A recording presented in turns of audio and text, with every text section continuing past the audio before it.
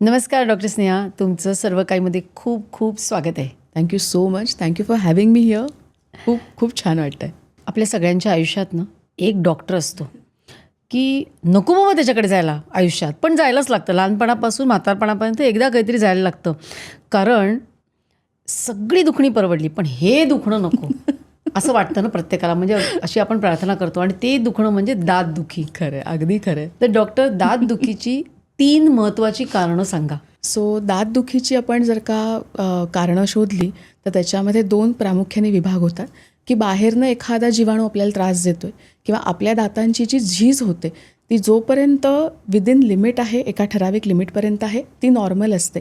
लिमिटच्या बाहेर गेली की ती प्रॉब्लेमॅटिक होते. सो दातदुखीचे 3 महत्त्वाचे कारणं आत्तापर्यंत माझ्या लक्षात आलेले म्हणजे की कीड आहे, हिरड्यांचे विकार आणि पॅथॉलॉजिकल व्हेरियंट आहे, म्हणजे प्रमाणाबाहेर होत असलेली झीज. त्याची खूप वेगवेगळी कारणं आहेत, पण या 3 गोष्टींनी पेशंट बेजार होतात, हे नक्की. आता ना मला सगळ्यामध्ये कन्फ्युजन आहे. मला वाटतं सगळ्यांनाच आहे की आपण एवढ्या ॲड्स बघतो की टूथपेस्ट, म्हणजे ही टूथपेस्ट हर्बल आहे, आयुर्वेदिक आहे, लाल आहे, निळी आहे, ह्याच्यामुळे काय कॅल्शियम असतं, फॉस्फरस असतं. तर टूथपेस्ट कशी निवडायची? म्हणजे मी ना एक आलिया भट्टची ॲड बघितली, हो हो. तर ती अशी बसली डॉक्टरसमोर आणि म्हणते की आजपासून मला नको आहे ह्याच्याबरोबरची रिश्ता. बरोबर. असं वाटतं कोणाबरोबर? तर ती म्हणते की त्या टूथपेस्ट बरोबर जा. टूथपेस्ट बरोबर. खरं. तर ती टूथपेस्ट निवडायची कशी? सो आता 2-3 गोष्टी आपण ह्याच्यामध्ये लक्षात घेऊ की फ्लेवर हा त्याच्यातला महत्त्वाचा फॅक्टर असतो. सो तो आपण बाजूला ठेवूयात. फ्लेवर तुम्हाला जो आवडेल तो घ्या. पण जर का टूथपेस्टचा मला विभाग करायचे झाले तर एक आहे व्हायटनिंग टूथपेस्ट, दुसरे आहेत ज्या आपल्या नॉर्मल टूथपेस्ट ज्या तुम्ही आणि मी रोज डे टू डे वापरतो, आणि तिसरे आहेत ह्या डिसेन्सिटायझिंग, म्हणजे सेन्सिटिव्हिटी असेल तर वापरायच्या टूथपेस्ट. यावेळी या प्रत्येक ह्याचे ना काही नियम आहेत. सो नॉर्मल टूथपेस्ट आधी विषय आपण बोलू. सो त्याच्या आजकाल तुम्ही बघाल तर फ्लुराईड हे खूप वर्षापासून आहे. सो फ्लुराईड असलेलंच पाहिजे टूथपेस्ट, विदाऊट फ्लुराईड असू नये, फर्स्ट थिंग. आणि आजकाल नॅनो हायड्रॉक्सी ॲपेटाईट असा एक कॉम्पोनंट निघालेला आहे जो खूप महत्त्वाचा आहे. दाताचा सर्वात जो वरचा लेअर असतो ज्याला आपण इनॅमल म्हणतो, हा 99% इनऑर्गॅनिक, म्हणजे 99% मिनरल्सनी बनलेला आहे. जेव्हा कीड लागते, कीड ही बॅक्टेरियामुळे लागते. So it's a infectious process. Bacteria जसे जसे आत जातात ते त्या इनॅमलला किंवा त्याच्या आतल्या लेअर्सला पोखरत जातात. सो तुम्ही नॅनो हायड्रॉक्सी ॲपेटाईट असलेली टूथपेस्ट जर का वापरत असाल तर रिमिनरलायझेशनला काही प्रमाणात मदत होते. पण परत ह्याच्यामध्ये पेस्ट किती वेळ आपण करतो, ब्रशिंग किती वेळ करतो, ब्रशिंग टेक्निक काय आहे, हे सगळं महत्त्वाचं आहे.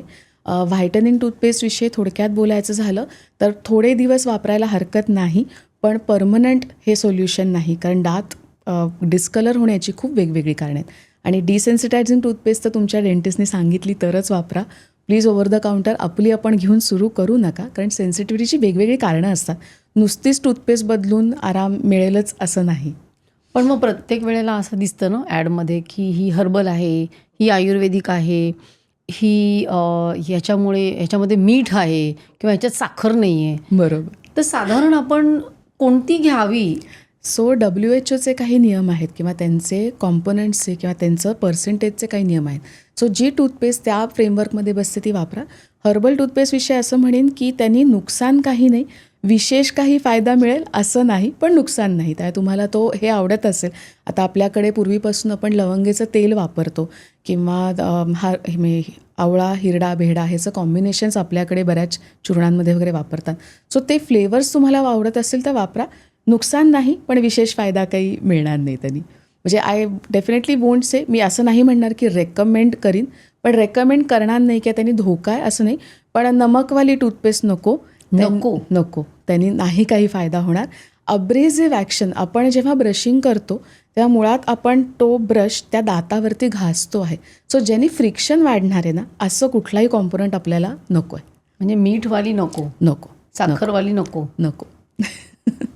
मग असं काही आहे का की एखाद्या वयामध्ये एखादी टूथपेस्ट वापरावी, म्हणजे लहान मुलांनी कुठली वापरावी, तर ते कसं ठरवायचं? Excellent question. सो आपण जर का बघितलं तर लहान मुलांचे दात साधारण 6 महिने, म्हणजे मी बाळांचं हे बघते, 6 महिने ते 2.5 वर्षामध्ये दात आलेले असतात. सो त्या वयामध्ये कुठलीच टूथपेस्ट वापरू नका, कारण त्यांना गिळण्याची सवय असते. एकदा मूल मला वाटतं 2 वर्ष 2.5 वर्षाच्या टप्प्यात आलं आणि त्याला ते थुंकता यायला लागलं की तुम्ही किड्स टूथपेस्ट वापरू शकता. 6 वर्षापर्यंत आपले हे दुधाचे दात असतात. 6 ते 14 वर्ष ही ट्रान्झिशन स्टेज आहे की दुधाचे दात पडत आहेत आणि पक्के येत आहेत. सो परत या वयोगटामध्ये म्हणजे मी म्हणेन की एक 12-13 वर्षापर्यंत किड्स टूथपेस्ट वापरायला हरकत नाही. त्याच्यामध्ये फ्लुरॉइड कॉम्पोनंट हा थोडासा काही प्रमाणात जास्त असू शकतो, जो फॉर्मेटिव्ह इयर्समध्ये महत्त्वाचा ठरतो.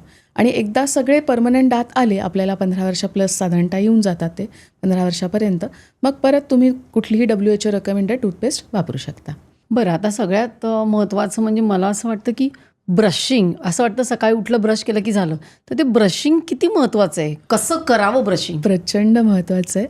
सो आपली डिफॉल्ट एक मेथड असते की आपण आडवं ब्रश करतो, बरोबर, हॉरिझॉन्टल ब्रशिंग करतो. सो ते अनफॉर्च्युनेटली मोरी घासल्यासारखं होतं. सो आपल्याला मोरी घासायची नाही आहे, आपल्याला व्हर्टिकल ब्रशिंग आहे. म्हणजे कायम एक वाक्य अतिशय लक्षात ठेवायला सोपं, म्हणजे हिरडीकडून दाताकडे. सो व्हर्टिकल ब्रशिंग आहे. तुम्ही हिरडीवरती ब्रश थोडासा टेकू शकता आणि टुवर्ड्स द टूथ, म्हणजे वरच्या दाताला तुम्ही वरून खाली याल, खालच्या दाताला खालून वरती याल. एक पटकन छोटासा दाखव. डेमो दाखवू, कारण ह्याच्यामध्ये ना टेक्निकच मॅटर करतं जास्त. सो जिथे आपण अन्न खातोय, हे जे टेबल टॉप सर्फेसेस आहेत त्याला असं आडवं ब्रशिंग करू शकता आणि बाकी सगळीकडे मात्र व्हर्टिकल ब्रशिंगच महत्त्वाचं ठरतं. तसंच इथे वरच्या बाजूला बहुतांश लोक हे आतले सर्फेसेस विसरूनच जातात. सो हे पण अतिशय लक्ष देऊन करणं गरजेचं आहे की वरची टाळ्याची जी बाजू आहे ती पण करायची आहे. म्हणजे पहिलं आतून सुरुवात करायची. बाहेरनं केलं तरी चालेल, पण आतली बाजू विसरू नका, ती पण करायला पाहिजे. फोमिंग ॲक्शन आहे. जसं आपण कपडे धुताना साबणाचा वापर का करतो की सर्फॅक्टंट आहे, तुमचं सरफेस लेअरवरचा जो काही डेब्रिस आहे तो निघून जाईल. टूथपेस्ट हेच काम करणार आहे, पण ती पोहोचली पाहिजे. सो पुढच्या दातांची ही जी आतली बाजू आहे ती या पद्धतीने, तसंच खालची आतली बाजू या पद्धतीने आणि जिभेच्या या बाजूला सुद्धा सेमच, पण बेसिकली हिरडीकडून दाताकडे. That is the correct technique. आणि असं ॲटलिस्ट 2.5 मिनटं ब्रशिंग झालं पाहिजे. मला तेच 2.5 मिनटं 2.5 मिनटं कमीत कमी. आणि किती वेळा करायचं दिवसातनं? 2दा कंपल्सरी, सकाळी उठल्यावरती आणि रात्री झोपायच्या आधी तर मस्ट आहे. रात्रीचं ब्रशिंग हे सकाळच्या ब्रशिंगपेक्षा काकणभर जास्त महत्त्वाचं आहे. त्याचं कारण समजून सांगते. आपण दिवसभर बेसिकली बोलतो, खातो, पितो, पाणी पितो. सो हायड्रेशन हा ॲस्पेक्ट खूप मॅटर करतो. म्हणजे आपल्याला वाटत नाही, पण जर का एक साधा विचार केला तर तोंडातलं वातावरण हे सतत ओलं वातावरण आहे, लाळ आहे. सो जोपर्यंत तुमची बॉडी हायड्रेटेड नाही आहे, सलायवा पूर्णपणे नीट तिथे येणार नाही आहे. सो रात्री आपण काय करतो, सपोज आपण काही खाऊन झोपलात आणि रात्रभरात काहीच केलं नाही, तर तिथे जे साठलेले अन्नकण आहेत त्याच्यावरती बॅक्टेरिया लवकर अक्युम्युलेट होतात. प्लस आपण पाणी पित नाही आहोत, लाळ गिळत नाही आहोत, किंवा ती सगळी जी प्रोसेस असते ही संथ झालेली असते, कारण रात्री बॉडी रेस्ट घेत असते. सो त्या प्रोसेसमुळे तिथल्या जे बॅक्टेरिया फॉर्म होतात किंवा जे असतात ते लवकर मल्टिप्लाय होतात आणि दाताला त्याच्यामुळे नुकसान जास्त होऊ शकतं. त्या रात्रीचं ब्रशिंग हे जास्त इम्पॉर्टंट आहे. ह्याचा अर्थ असा होत नाही की सकाळी करू नका, प्लीज सकाळी पण करा, पण रात्रीचं विसरू नका, हे जास्त महत्त्वाची गोष्ट आहे.